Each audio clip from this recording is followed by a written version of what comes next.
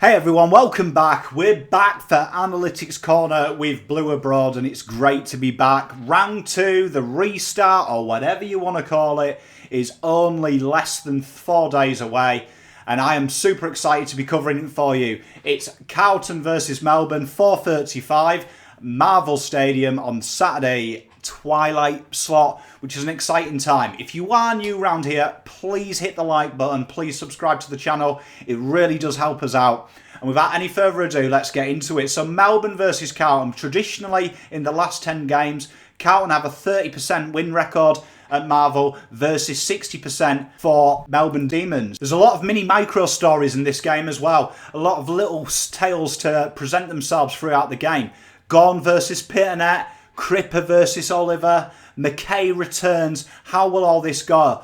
The COVID certainly has helped Carlton out in the aesthetic that we've got a lot of key players back and we are nearly at full strength, barring some injuries to Zach Fisher, Cruiser and Kerno. But aside from that, we are pretty much the 22 to select from that you would want to see week in, week out.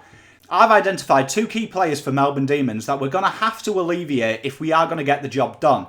The first one we're going to look at is none other than Mr. Clayton Oliver. Now, Clayton Oliver is Mr. Average versus Carlton. You look at these averages here.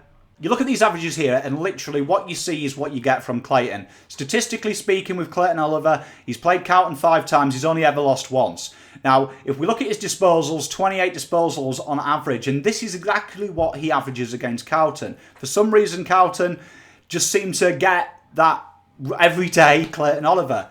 Now, we did have some success last year alleviating his ability, and that was with Jack Silvani. And I can tell you why when you actually look at what he does with the ball. You can see he runs at 73% efficiency, which is around good AFL average. But you can see here that his makeup is genuinely handballs. He looks to get his handball from a contest to the outside run. Now, we know in the trade period they've acquired that outside run they're looking for. But the reason Jack Silvani has a strength is he's all arms. And if you watch Jack Silvani, one of his skills is his ability to impact the contest from quite a way away. He's very good at getting his hands where they're not wanted. And this is where it comes from. 18.7 handballs per game. That can be stopped getting to that outside run by Jack. We know it's a metres gain league and he is not the biggest metres gain player. And this is where Carlton will have a strength. If Jack Silvani goes on him, in my opinion, you can alleviate his ability to find the outside run. He has now got players such as Tomlinson, Langdon, Bennell's going to come back. These players generally do very good work on the outside, and that is where you can get him. But if you look at his numbers, these are literally elite numbers. For every Crips we've got, another team has someone who can impact the competition.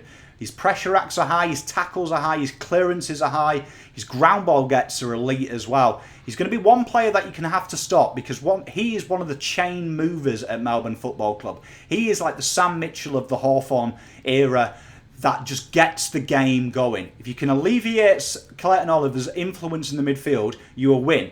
And you would say that the matchup between Gawn and Pitternet, as good as Ruckman as Pitternet is, favours Gawn. It means they're going to get a lot of first use. So you're going to be looking to stop that outside run and that movement away from a contest for Melbourne. That's one of the keys to unlocking them. The next gentleman we're going to look at is Mr. Jaycee Cleaver. Now you can see TPI rates him as an 82 out of 100. And he's one of the best intercept markers in the competition. At the moment, he's running 20th best. But if you looked at him with game continuity, he would actually be number 5 in the league. And he's very good at what he does. Looking at Melbourne in round 1, Stephen May is now going to a more one-on-one lockdown role. And the problem is Jaycee Cleaver has his best game statistically against Carlton Football Club. He acquires more ball and more intercept marks than against any other of the 17 other sides. And the reason is because Carlton traditionally do look to kick the ball in aimlessly.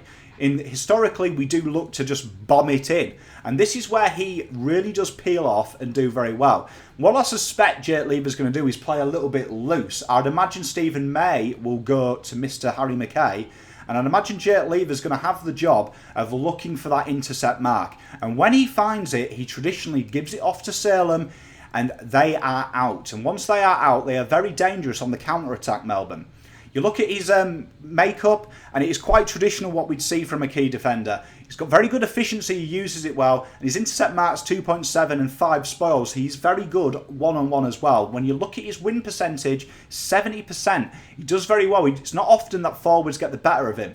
This is where I think Mitch McGovern is going to have a very key job. We know when we watch Carlton under Teague, Mitch McGovern likes to come deep for the ball. We like to have that extra kick inside 50 from about 65, 70 metres.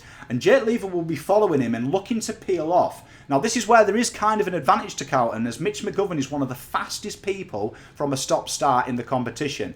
And it will be all on Mitch McGovern's ability to lead and his leading patterns to throw this guy off. Jaycee Cleaver reads the ball exceptionally well, and it is literal football suicide to kick the ball into him aimlessly. He's very good. He reads it in the air, off the boot, and in the air very well.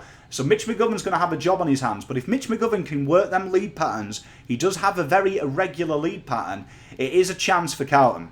That being said, it should be a tight game.